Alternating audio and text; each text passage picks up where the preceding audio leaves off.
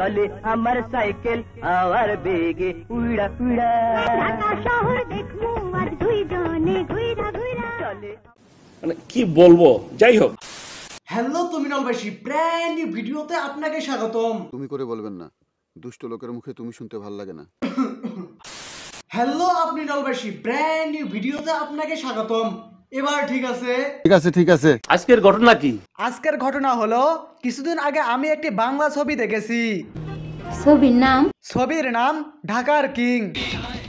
ঢাকার কিং। উনি হচ্ছেন বনের কিং আর ইনি ঢাকার কিং। ঢাকার কিং। ঢাকার কিং।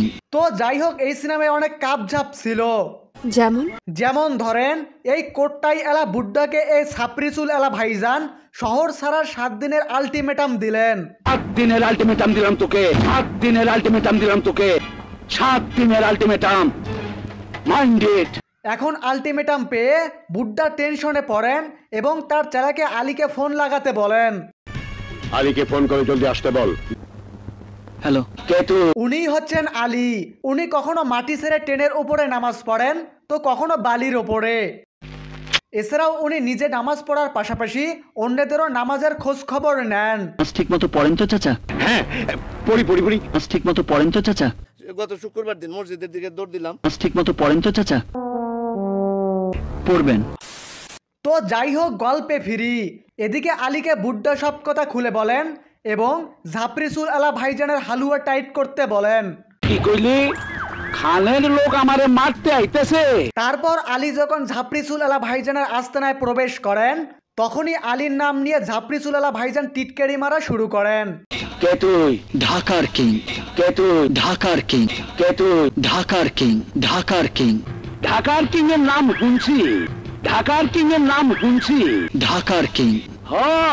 এক পর্যায়ে আলী এসব টিটকারি সইতে না পেরে ভিলেনদের সাথে ক্যাসালে লাগিয়ে যান। আরে ভাই, এইসব কি? তো যাই হোক, ক্যাসালের এক পর্যায়ে যখন আলী ভিলেনকে মারতে যায়, তখনই আজান শুরু হয়।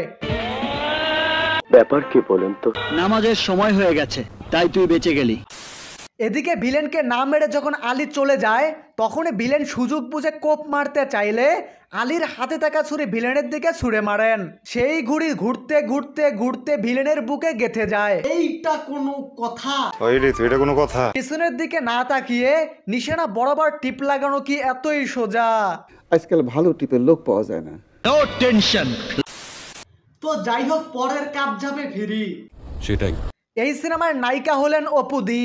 উনি এক কলেজে পড়তেন। এই কলেজের বকাটে ছেলে ছিলেন শিবা শানু। তো একদিন অপুদি কলেজে ফিরতে শিবা শানু অপুদির গলার ওড়না টেনে ধরেন। আরে এরপর অপুদি কিছু পথ দৌড়ে এক জায়গায় দাঁড়িয়ে যান। অমনি বাইকও আটকে যায়। অপুদি দাঁড়িয়ে শিবা শানু ওড়না টানছেন, তবুও অপুদি এক চুলও নড়ছেন না। এটা কি বিশ্বাস করার মতো ঘটনা? আপনি বলেন। এদিকে বাইক চালক আবার জোরে পিকআপ টানছেন, তারপরও অপুদি এক চুলও নড়ছেন না। কম না কেউ চেয়ে কেউ কম না। ভাই, আমি এসব বুঝি না, আসলে এসব কেমনে সম্ভব? একটা মেয়ে মানুষের গলায় এত জোর যে একটা চলন্ত বাইককে আটকে দিল। এইটা তুমি বুঝবে না। সো আজকের ভিডিও এ পর্যন্তই। ভিডিও ভালো লাগলে ভিডিওতে একটা লাইক দিন আর সাবস্ক্রাইব করুন মিস্টার তুমিনলকে।